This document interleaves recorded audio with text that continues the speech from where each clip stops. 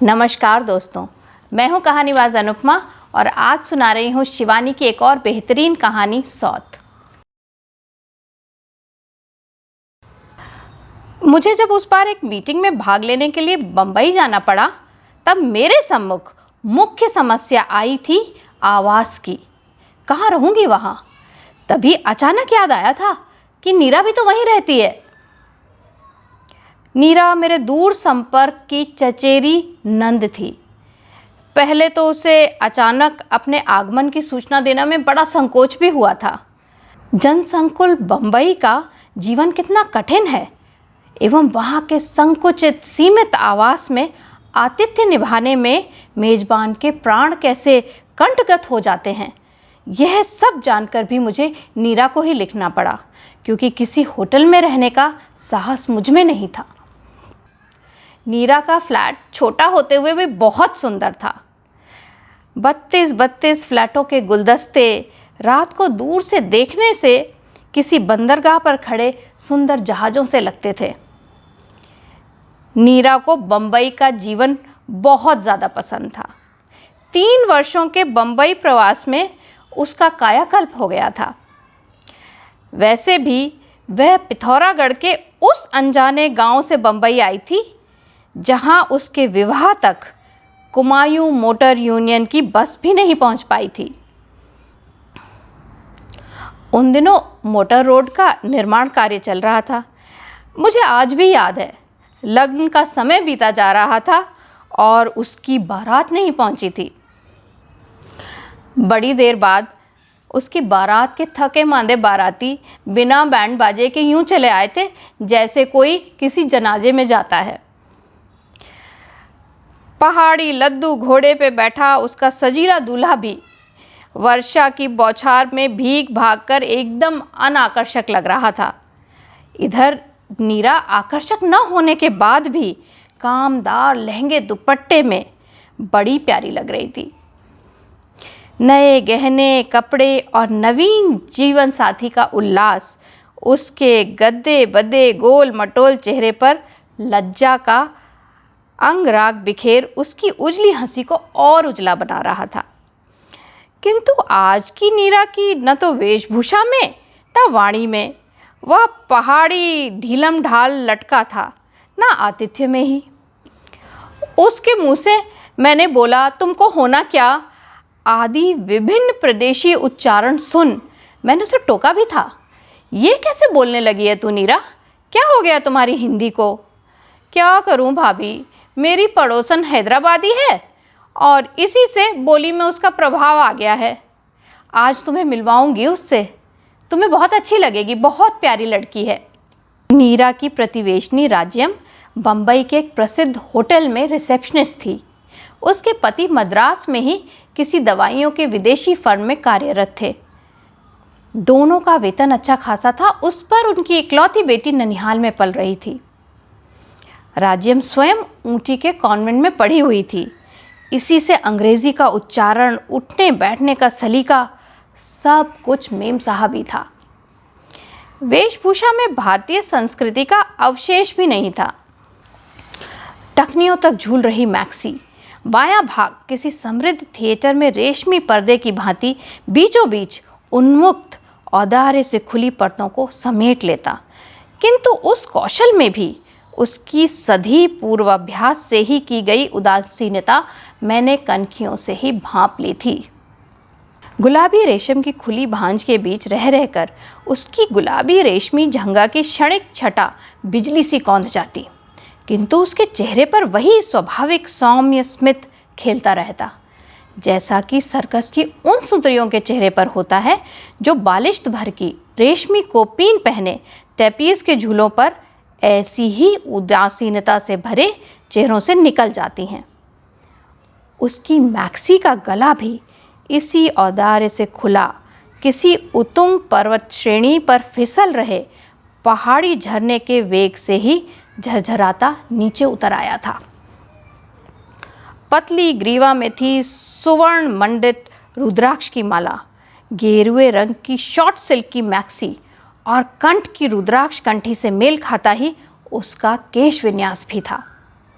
संसार त्यागी अवधूत के से उस जटाजूट में भी एक रुद्राक्ष की माला लपेटी गई थी।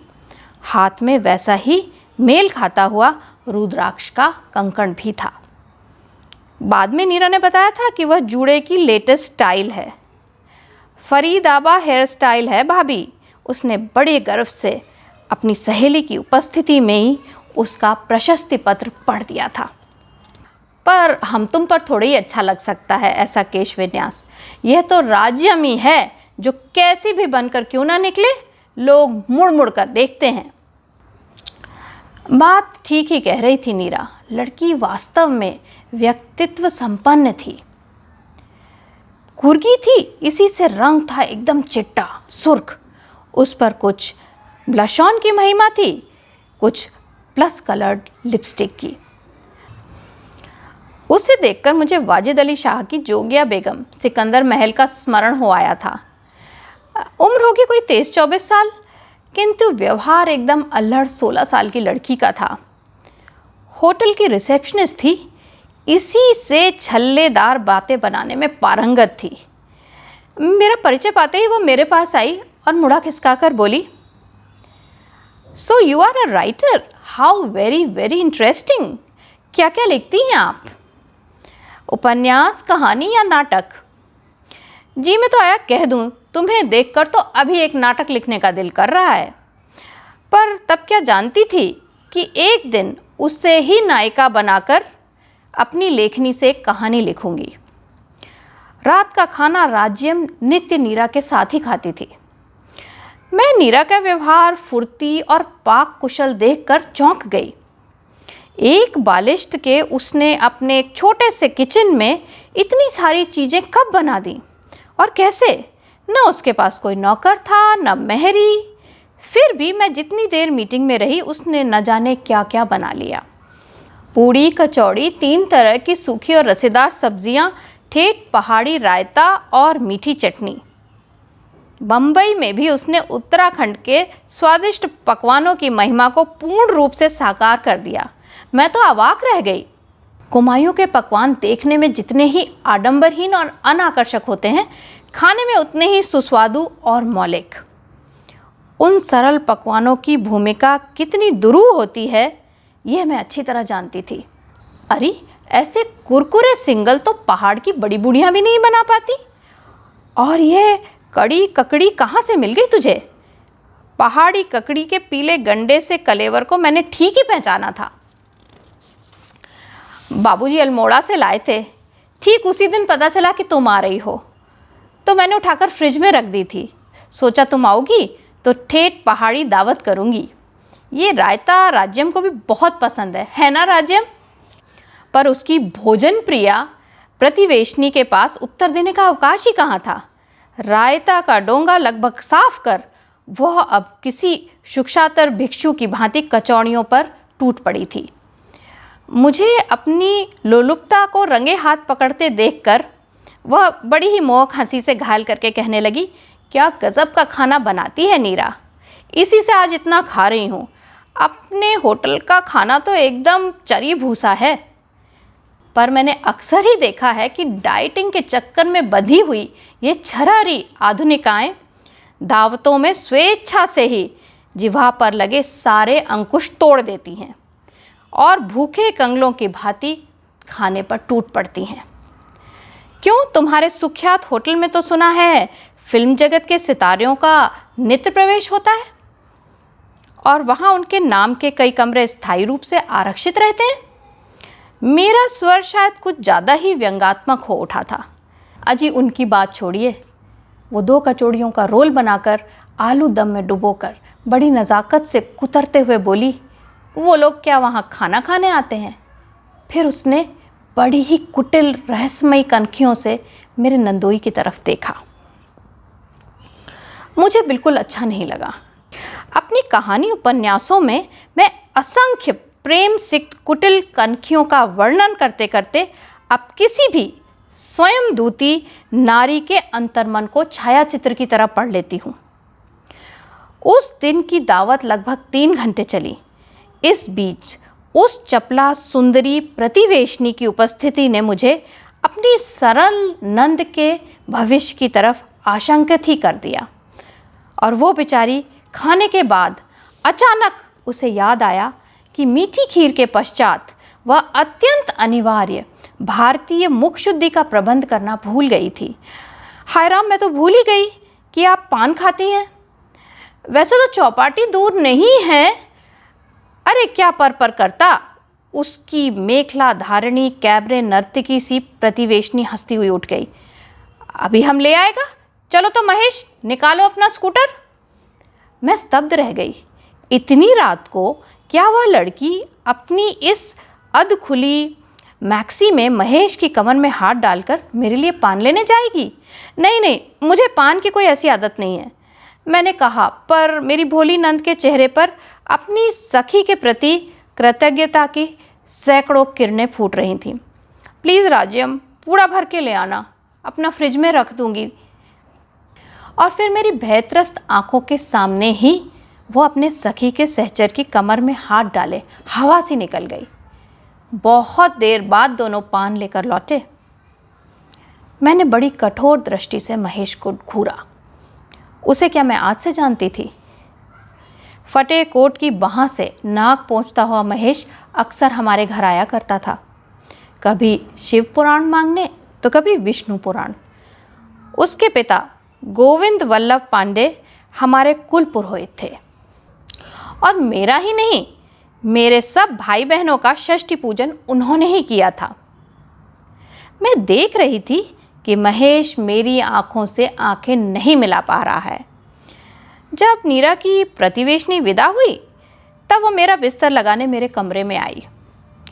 भाभी, कैसी लगी मेरी सहेली? है ना गजब की लड़की? इसके होटल में कोई भी वीआईपी जब भी आता है तो इसकी ड्यूटी हो ना हो इसे बुला लेते हैं।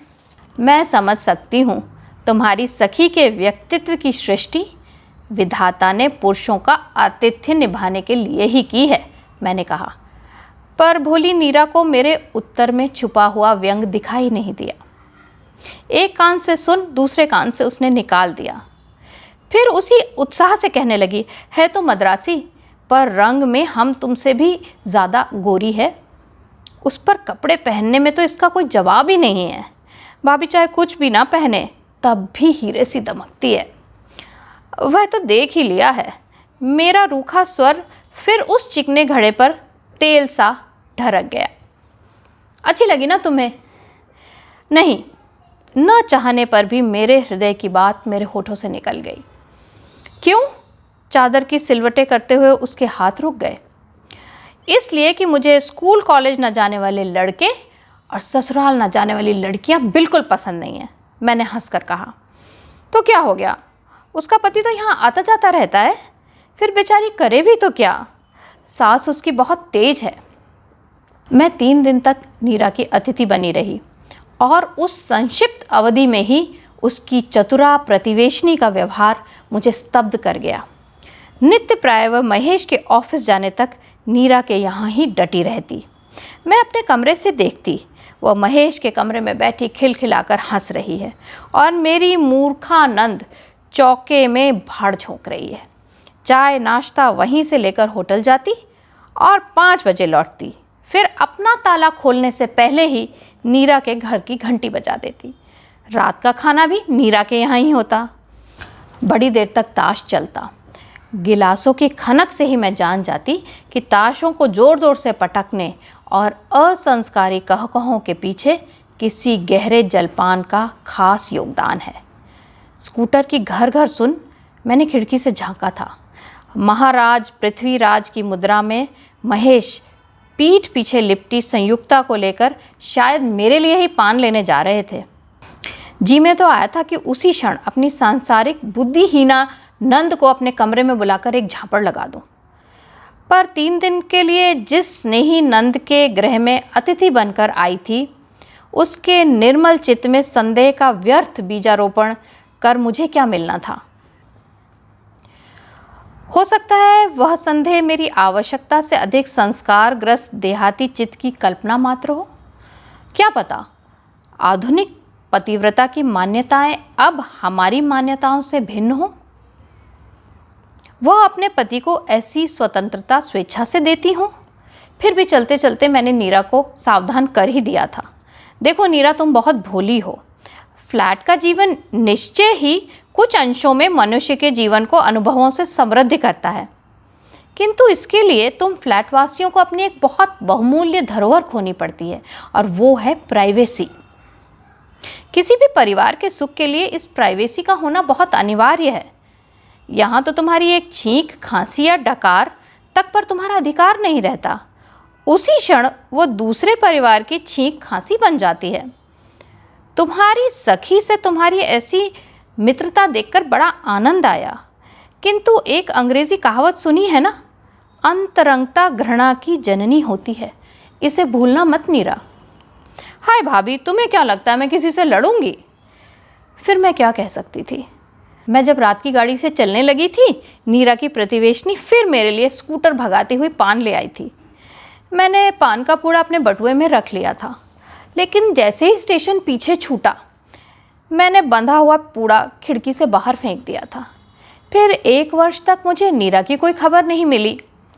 पिछली बार एक शादी में पहाड़ गई थी, तब उसकी माँ मिल गई। अभी उनकी गाय घोड़ी बनना के बिना कोई विवाह संपन्न ही नहीं होता था। उस दिन वो एक ऐसी निर्जन से कोने में बैठी थी, बिल्कुल चुपचाप।